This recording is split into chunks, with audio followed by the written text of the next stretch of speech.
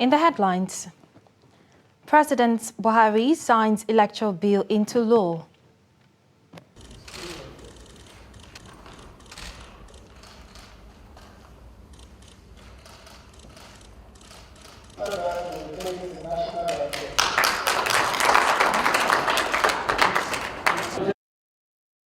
Governor El-Rufai suggests simultaneous bombardment of bandit camp to end banditry. Court sentences billionaire kidnapper Evans to life imprisonment. And on the foreign scene, Ukraine appeals to Turkey to block Russian warships from passing through straits leading to the Black Sea. Hello and welcome to Trust TV News Updates. I am Martia Umar.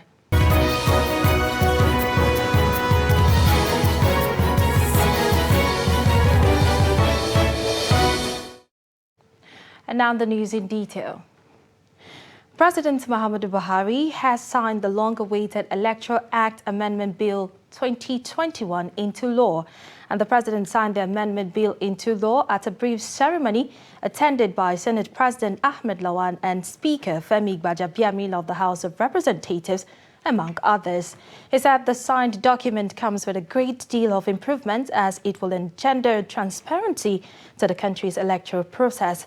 President Buhari, however, asked the National Assembly to rework on the provisions that barred political appointees from electoral contests so that it could be in line with the Constitution of the Federal Republic of Nigeria. Convention or Congress of any political party for the purpose of the nomination of candidates for any election. This provision has introduced qualification and disqualification criteria that alter various the Constitution by way of importing blanket restriction and disqualification to serving political office holders, of which they are constitutionally accorded protection. Arising from the foregoing, with particular regards to the benefits of the bill, industry, time, resources, and energy committed in its passage, I hereby assent to the bill and request the National Assembly to consider immediate amendments that will bring the bill in tune with constitutionality by way of deleting Section 84, subsection 12 accordingly. It took a lot of effort, a lot of work, commitment and dedication by members of the National Assembly and other stakeholders, those in government particularly, and some civil society organizations. I want at this point commend Mr. President for being there to ensure that any challenge as far as the passage of the appropriation for the Electoral Act Amendment Bill was concerned, he ensured that it didn't stop us from going further to reach the end in a conclusive way. Today marked the most important part of this exercise when Mr. President signed the Electoral Act Amendment Bill 2010 into law. I believe it's a landmark piece of legislation, and it has far-reaching, and I mean far-reaching implications of the provisions contained therein. I can count offhand at least 10 to 15 provisions in that electoral law that, if properly executed by INEC and the people who the laws are made for, it will be a turning point in the electoral history of Nigeria. And we will witness and not just be mouthing free, fair elections and credible elections, but we'll actually witness free, fair and credible elections moving forward. And now to political matters. Crisis rocking the All Progressives Congress in Kwara State has gone spiritual, even as members of the state chapter of the party loyal to the Information and Culture Minister, Lai Mohammed, asked President Muhammadu Buhari to ensure he hands over to a successor who unites the party. At a special prayer in Ilorin, the Kwara State capital, the APC members who call themselves APC Loyal also demand that a level playing ground be provided so that true progressives can emerge as National Working Committee members, asked the party. Despite the scorching sun, members of All Progressive Congress loyal to the Minister of Information, Lai Mohammed, converged at a location in Ilorin to seek divine intervention in resolution of the crisis rocking the party in the state. They said they are still aggrieved about the members' registration exercise in the state, claiming that majority of them were excluded from the exercise. Some stalwarts of the party, including some former governorship aspirants of the party, addressed the party loyalists at the prayer session. Well, we're here today for a special prayer. We are praying as a group known as APC Loyal in Kwara State, very loyal to APC. But we're here today crying to God for God to save APC in Kwara and indeed APC in Nigeria, because we are in trying times. And as you can see today, all the speakers that came up today, the chairman of our local government, the chairman of our wards, and indeed the leaders of our youth have spoken here today with a common voice, crying to God to save APC and also telling the leadership that the game is up. APC Loyal are the true members of APC in Kwara State. And if APC must make any meaningful impact in Kwara State, then they must look into our pleas. They must look into our matter. And they must do something positive. Having said that, I want to appeal to each and every one of us once again. And I want to tell us that by the grace of God, we will have cause to laugh at the end of the day. Meanwhile, in another location, political stakeholders made up of political office holders and party leaders in the All Progressive Congress in the Ifeolodun local government area of Kwara State have expressed their support for second-term bid of Governor Abdulrahman Abdulrazak. Speaking with journalists after a stakeholders meeting in Ilorin, the convener of the meeting and the senior special assistant to the governor on community intervention, Kayode Oyinzube, said the people had unanimously endorsed the governor based on his development activities recorded so far in the area. This program is designed to bring together all APC members, particularly critical stakeholders in the federal local government area of Kwara State. We have, before now, had a series of meetings which our sole aim has been to galvanize support for the governor, the current term, and to also support him for the next term. This one is the last in the series, because the one that we'll do later is more or less a jamboree where we'll bring everybody together, celebrate, eat, and dine together in the local government secretariat. But today we are bringing together our voices to say that we want the man to continue. He has done so much for us in the local government. Ahead of 2023 elections, political activities are gaining momentum and people are watching to know how the internal crisis within the APC in the state will be resolved. And away from political matters, the governor of Kaduna State, Nasir El-Rufai, has said that huge amount of money in the hands of bandits is enough to destabilize the country.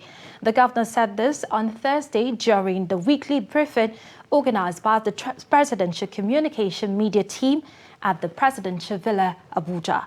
He said preliminary investigations has shown that some security operatives were part of the terrorism financing ring. The way to end this banditry is simultaneous military and ground operations. If we have the Air Force bombing the camps, we know where the camps are. We have the maps. We know everything. We have their phone numbers. We listen to their conversations sometimes. So, but it has to be done across the 5 states and Niger State at the same time. What we've been doing over the years is you go to Zamfara, you chase them out, they move to Sokoto. You go to Sokoto, you chase them out, they move to Kebbi. From Kebbi, they move to Katsina, Kaduna. And they move seamlessly because of the forest ranges. So what needs to be done is, at the same time, bomb the forests, bomb the camps, and have ground troops on the ground as a blocking force, consisting of the army, the police, the Air Force Special Forces, Navy Special Forces on the ground, and just wipe them out once and for all. Of course, that has risks because some of the camps may also contain innocent people that have been kidnapped. But this is war. The Vice President of Nigeria, Yemi Osibajo, has said that the federal government will empower repentant Boko Haram members to be self-reliant. Osibajo said this while addressing repentant Boko Haram fighters at the Hatch camp of Air Force Base in Maiduguri. The Vice President is in Maiduguri on an official visit to Borno State to commission multiple projects and launching of MSME clinic. To settle down and work as peaceful members of our country. And the desire of the federal government is to make sure that we settle you well so that you can do your own work and your business and you can live with your families in peace. We will be working with you and with the state government and with donor agencies and friends to ensure that we're able to provide you with a means of not just income but a place where you can settle down with your families and do your own work and do your own business. And now to judicial matters. A Lagos High Court sitting in Ikeja, presided over by Justice Hakeem Oshodi, has declared Chukwudi Onwamadike alias Evans and 2 others guilty of kidnapping. Justice Oshodi on Friday found Evans and 2 others guilty of kidnapping and the managing director of Maidon Pharmaceutical Limited, Donatus Duno, on February 14, 2017 and collecting 223,000 euros as ransom from his family. 5 persons were arraigned along with Evans, but the court found only 2 of the defendants guilty. They are Evans, Amadi and Okuchukwu Nwachukwu. The defendants are currently awaiting sentencing for the offense, which carries a maximum of life imprisonment. 6 House of Representatives has deliberated on a bill aimed at taking punitive measures against workers in the banking sector who indulge in fraudulent activities. The proposed legislation, sponsored by the Rep.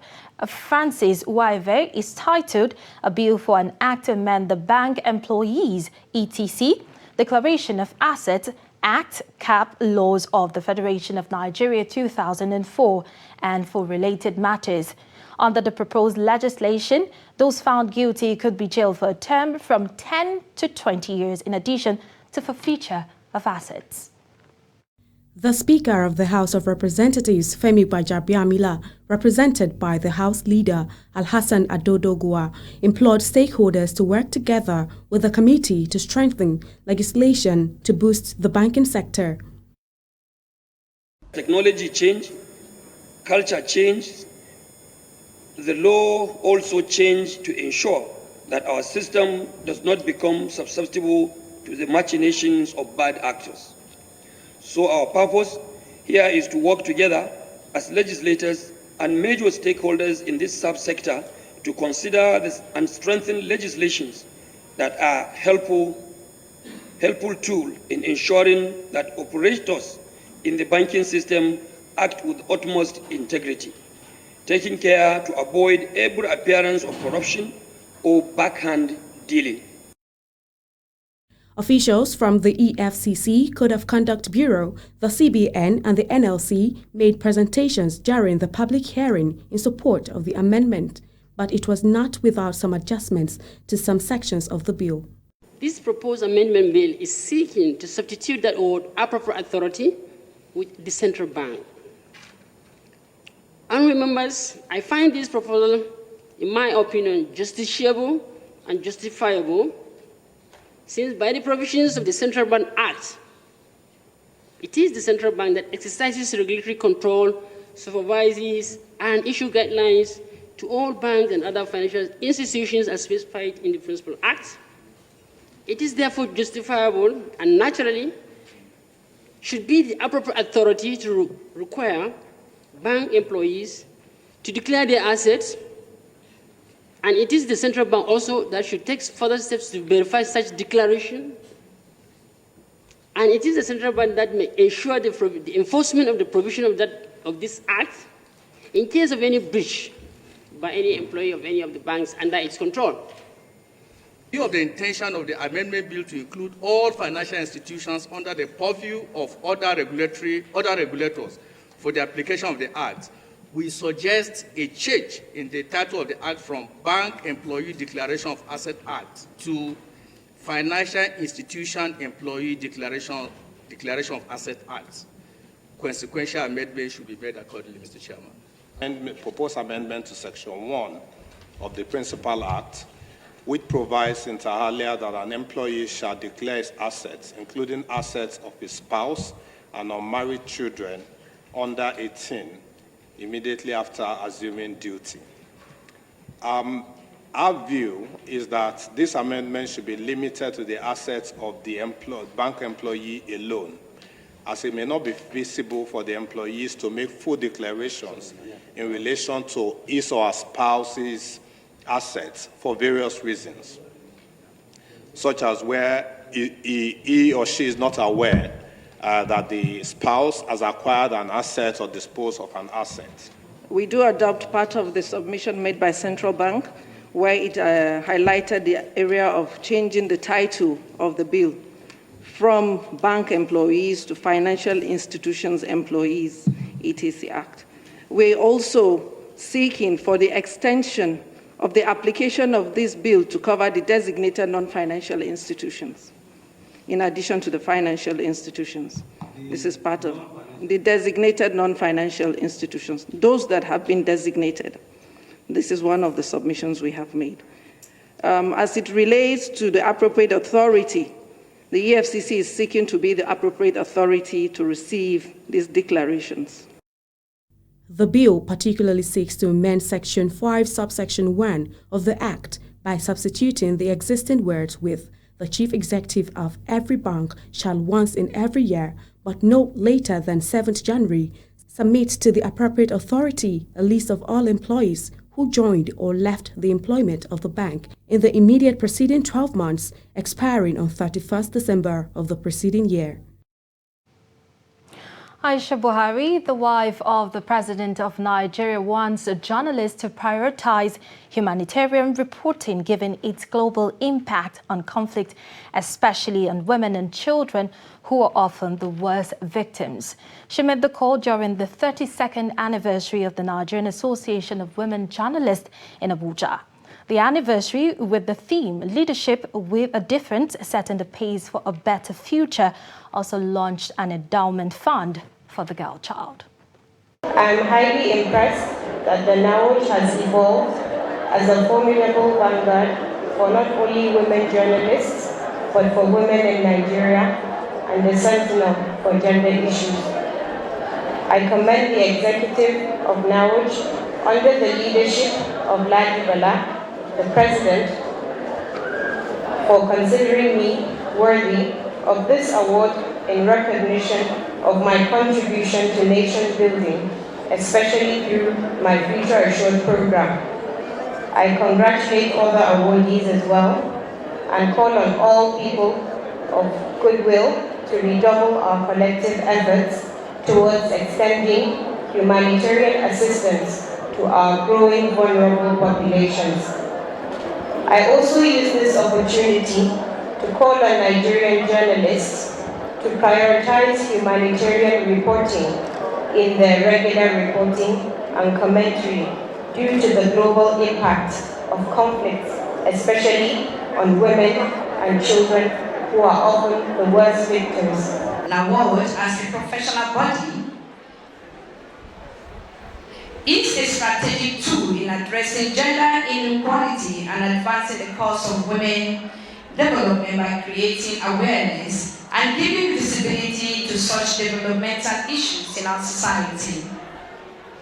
32 years down the line, I made bold to say the objectives of establishing NAWOJ are gradually being realized judging by the increase in the number of women journalists and the quality of responsibility being handled by them. Development issues have not only occupied the front burner, but receiving the required attention and change for the better when compared with years past. This anniversary is significant as it marks a milestone in redefining the objective of its existence as a woman's voice for those in the noble profession and supporting the progress of gender mainstreaming in the country. I'm also pleased to note that this event is holding on the heels of our historic visit to the National Assembly led by the Mother of the Nation yesterday, the First Lady of the Federal Republic of Nigeria, Dr. Aisha Muhammadu Buhari, which was fully supported by the President and many of the members. I thank you all, and I thank all the great Nigerian women in this hall that came out in great numbers to register their support for the bill and to make our presence known. That was the highest level of advocacy.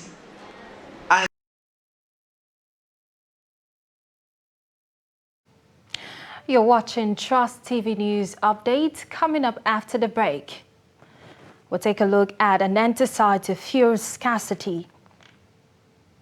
Do stay with us. Hello, and welcome to Trust TV News Update. I'm Zainab Bala. For more news, follow us across all our social media platforms.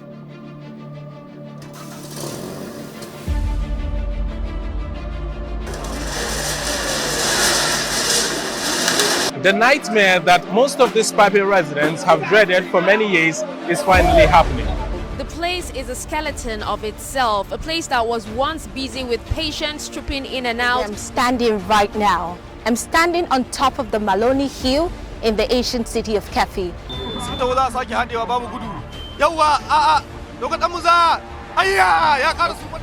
Cooperation. I know communities where they are contributing to buy locally manufactured gas to defend themselves. Being a Nigerian entrepreneur, and I am going to be taking you on a journey to show you the beautiful, the motivational and resilient nature of Nigerian entrepreneurs. Behind me is the Arewa Textile Mill, established in 1963 and eventually closed down in 2004. We are still going into some other hideouts to see if any apprehensions will be made tonight. Let's travel down to Shekau, a community in Yobe State, to talk to Shekau's mother on what she thinks about this development. Well, even to be a magistrate is a funny thing. Yes. Have things changed? Is there more corruption now in the judiciary? And what can we do about it? Well, this is one of the internally displaced camps here in Gusau, the Zamfara State capital.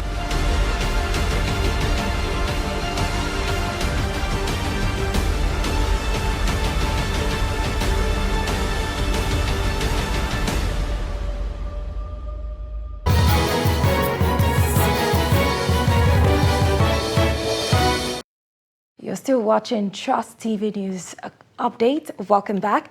But let's take a look at our top stories. We told you that President Muhammadu Buhari has signed the long-awaited Electoral Act Amendment Bill 2021 into law. And Kaduna State Governor Nasir El-Rufai has said that the huge amount of money in the hands of bandits is enough to destabilize the country. And to more news, the Nigerian Union of Petroleum and Natural Gas Workers, NUPENG, has asked the federal government to urgently fix the country's refineries before removing subsidies. Tayo Aboyeji The newly elected chairman of Nupeng Lagos Zonal Council gave the advice on Thursday in Ibadan after his inauguration into office for a 4-year tenure. According to him, what Nigeria needs is more refineries, either built by the private sector or the government, to refine and sell the products locally. He also said that the current scarcity is as a result of the time lag in returning the bad fuel and bringing in the good product. So, bad fuel. I call it bad fuel because we cannot use it in Nigeria. So as a result of that, this bad fuel was taken away from the circulation. And in the process, we are bringing another one. So the time lag of sending that one away and bringing another one causes scarcity. So we condemn it as a union, Nupeng, we condemn it. How could somebody import a substandard or overstandard products to Nigeria? We condemn it. And on the foreign scene, Ukraine has appealed to Turkey to block Russian warships from passing through the Dardanelles and the Bosphorus Straits, which lead to Black Sea, after Moscow on Thursday launched a full-blown assault on Ukraine from land, air and sea. The Turkish Foreign Prime Minister Mevlut Cavusoglu has said Turkey cannot stop Russian warships accessing the Black Sea via its straits, as Ukraine has requested due to a clause in an international act. Speaking in Kazakhstan on Thursday, Cavusoglu said that Turkey is studying Kyiv's request, but said Russia had the right under the convention to return ships to their home base, in this case, the Black Sea. Turkey says it has control over the straits under the 1936 Montreux Convention and can limit the passage of warships during wartime if threatened. However, the request has put the NATO member in a difficult position as it tries to manage its Western commitment and close ties with Russia.